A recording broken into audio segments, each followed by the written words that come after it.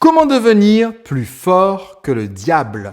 Aujourd'hui, j'aimerais vous parler d'un livre au titre un petit peu original, écrit par l'un des pères du développement personnel au XXe siècle, et un livre qui partage une idée assez surprenante et sous un format complètement surprenant.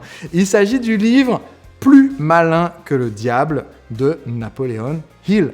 Il s'agit d'un livre qui n'a pas été publié du vivant de Napoleon Hill parce que sa famille a jugé qu'il était trop controversé. Et ce n'est que plusieurs décennies après sa mort que ce livre est paru. Ce livre est en France et en français disponible aux éditions Aska, que je remercie, qui est souvent un des sponsors d'un de mes séminaires, et qui ont traduit et publié ce livre. Pourquoi est-ce que ce livre est controversé? Parce que Napoleon Hill y fait l'interview du diable et que donc le livre est sous la forme d'un dialogue entre l'intervieweur et le diable qui répond. Et le livre enseigne comment faire pour être donc plus malin que le diable. Et l'idée centrale qui est autour de cette métaphore, on va dire, du diable, c'est l'idée qu'en fait, la peur, selon Napoleon Hill, est l'outil favori d'un démon qui est créé de toutes pièces par l'homme. Donc, il ne s'agit absolument pas d'un livre religieux pour créer la peur de l'enfer, le diable et la damnation, mais il s'agit en fait d'une métaphore que l'auteur utilise pour faire passer un message. Ce message, c'est que ce qui crée le désespoir et la tristesse et le malheur dans le cœur des hommes, eh bien, c'est la peur et le fait de partir à la dérive. Donc, pour donner la définition de cet ennemi qui est décrit comme le diable dans le livre, et qu'ensuite le diable explique que sa technique, donc pour créer le désespoir chez les gens, il explique que cette technique, c'est les amener à partir à la dérive. Et partir à la dérive, selon lui, c'est en fait abdiquer de notre libre arbitre et de notre pouvoir de penser.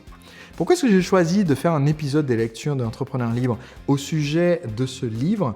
C'est parce que trop d'entrepreneurs, et je le sais après avoir conseillé plus de 10 000 entrepreneurs dans 35 pays, j'ai constaté que trop souvent, la pensée de ces entrepreneurs, quand ils lancent leur activité, est encore alourdie par le poids d'idées préconçues qu'ils avaient de quand ils étaient encore salariés ou chercheurs d'emploi avant de créer leur activité.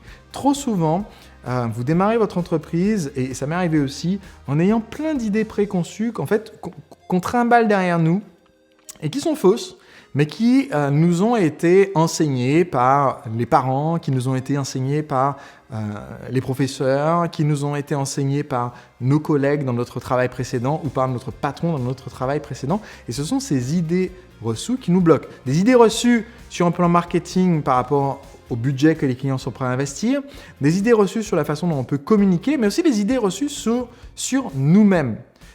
Des croyances limitantes du style « Ah, mais moi, je ne suis pas un grand communicant » ou « Je n'ai pas l'habitude des ordinateurs » ou « Ouais, mais je ne parle pas du tout anglais, donc je ne peux pas progresser aussi vite » ou « Moi, j'apprends lentement ». Je repère souvent quand je vois des personnes qui se reprennent, ils font une bafouille et puis au lieu de se reprendre en juste corrigeant ce qu'ils ont dit, ils disent « Ah non, je suis trop bête ». Et ce genre de croyances, ce sont des croyances qui ne sont pas innées, ce sont des croyances qui ont été imprimées sur cette personne au fil des années par des éducateurs, des parents, des proches, des collègues, des patrons, des supérieurs, et qu'on n'a pas remises en cause.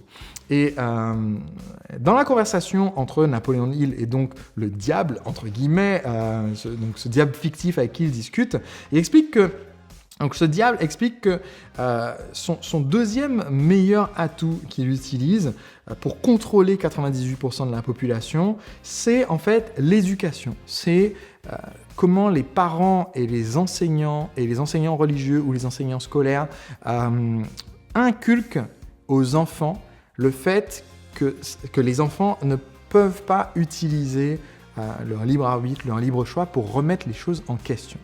Et je vais vous partager une petite anecdote personnelle pour que vous voyez comment ça se manifeste. Je sais que tout le monde l'a vécu de façon différente. Dans mon cas, j'étais un cas assez particulier. Je pense que c'est peut-être pas la majorité des personnes qui vont regarder ces vidéos qui ont vécu leur enfance comme j'ai vécu mon enfance, mais j'étais particulièrement avancé quand j'étais à l'école. Et donc, pour la petite histoire, j'ai sauté 2 classes, donc la 3e section de maternelle parce que je savais déjà lire, donc je suis entré en CP. Et ensuite, la fin du CE2 et je suis rentré directement en CM1. Donc j'ai sauté une classe là parce que ils en étaient à enseigner la multiplication 3 x 4 et j'en étais déjà à faire des divisions à 4 chiffres. Et quelque chose qui m'a été très très très très souvent répété. Voici 2 des phrases qui m'ont été le plus répétées dans mon enfance par des oncles et tantes, par des professeurs, par des amis de la famille, bref, par les adultes dans mon enfance. 2 des phrases qui m'ont été le plus répétées. Première phrase, c'est « Ah, tu as sauté une classe? C'est super, comme ça tu as de la marge si tu dois redoubler. »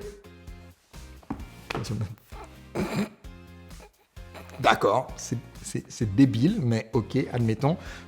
Oui, j'ai cette option, si je veux, je peux décider que finalement l'école c'est naze et je peux décider de redoubler. Ok, je peux faire ça. Donc voilà, merci pour l'encouragement positif. Et deuxième chose que j'ai le plus entendue de la part des adultes, et c'est un lien direct avec ce livre Plus malin que le diable, c'est la phrase, parce que je posais beaucoup de questions. J'étais un enfant très curieux, donc je posais des questions, je pense que mes parents, je les ai saoulés de questions. Hein. Ok, quelle est la distance entre les planètes? À quelle vitesse vole un avion? Pourquoi est-ce que les fromages sont différents alors qu'ils sont tous faits à partir du lait de vache? Enfin voilà, des questions comme ça. Mais une des phrases que j'ai le plus entendues de la part des adultes, pas de mes parents, mais des adultes, c'est oui, mais attention, quand tu es à l'école et tout, faut pas poser tout ça, autant de questions et tout, faut pas remettre en cause les professeurs parce que s'ils se sentent menacés, eh bien, ils vont, entre guillemets, ils vont mal te traiter, quoi. Et donc, si vous avez des enfants qui sont surdoués ou qui, en tout cas, sont avancés à l'école, voilà le genre de choses qu'ils vont entendre à longueur de journée, genre littéralement dans quasiment toutes les interactions qu'ils vont avoir des adultes. Et s'il y a une chose, si vous écoutez bien cette phrase quand même, ça dit « Ne remets pas en question ce que dit le professeur parce que sinon, il va se passer des choses négatives. » Donc, reste bien dans la ligne, attention, on ne pose pas de questions. Alors que dans mon expérience, je peux vous dire, j'ai eu cette chance, dans toute ma scolarité, de toujours tomber, du moins dans mon souvenir, toujours tomber sur des professeurs où, effectivement, quand j'ai posé des questions, ils ont nourri cette soif d'apprendre. Et c'est ce qui m'a permis d'en arriver où j'en suis arrivé aujourd'hui et de suivre ma propre voie. Et même après avoir choisi de faire une école d'ingénieur, de dire finalement, je n'ai pas envie de travailler en tant qu'ingénieur, je remets en question cette attente de l'univers. Mais si on veut permettre aux enfants de devenir des adultes qui sont capables de faire leur propre choix, il ne faut pas commencer par leur imposer des croyances qu'il faut se soumettre à une autorité. Au contraire, il faut leur apporter l'idée qu'en fait, oui, il faut poser des questions, il faut être curieux, il ne faut pas hésiter à remettre en question. J'ai eu un cours en école d'ingénieur, un cours de logique, donc, parce que les ingénieurs enseignent la logique, et le professeur commence par dire, bon, donc voilà, on va partir du principe que vrai, c'est 0 et faux, c'est 1.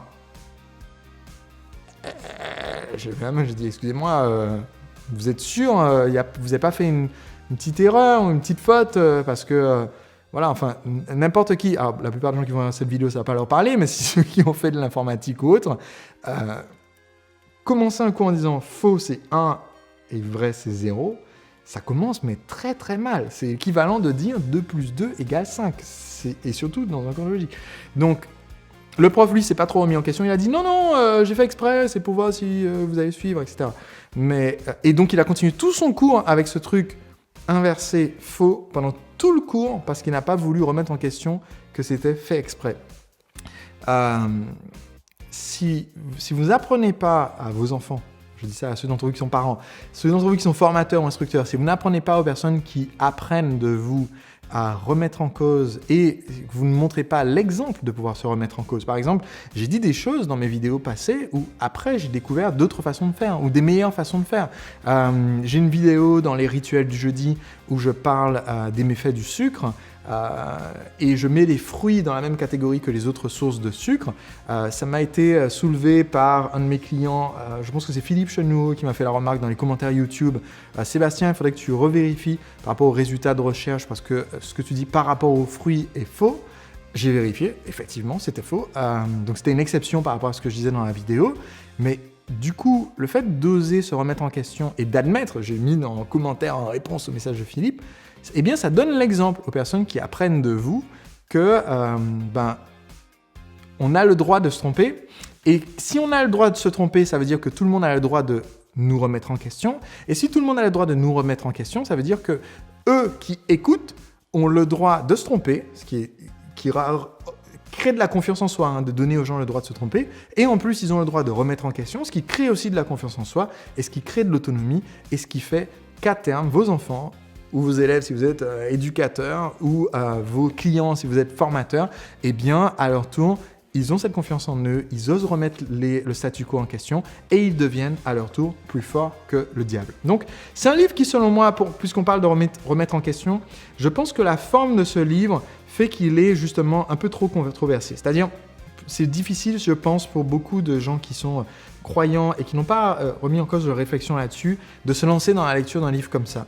Pas parce que ce livre s'attaque à un système religieux ou à une croyance. À aucun moment dans le livre, le diable ne dit Dieu c'est mal ou quoi que ce soit comme ça. À aucun moment il dit il ne faut pas suivre la religion, d'autant plus que Napoléon Hill, si je ne fais pas erreur, était lui-même croyant, donc ce n'est pas du tout l'objet.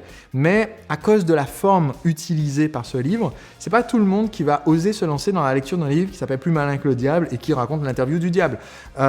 Mais c'est un livre que j'ai trouvé intéressant sur ce point-là, que de se dire dans la perspective inverse, s'il existait vraiment une force invisible dans le monde qui essaye d'amener les gens à la dérive, eh bien, quels sont les outils que cette force invisible utiliserait afin de pouvoir les déjouer. Je trouve que c'est un livre assez intéressant.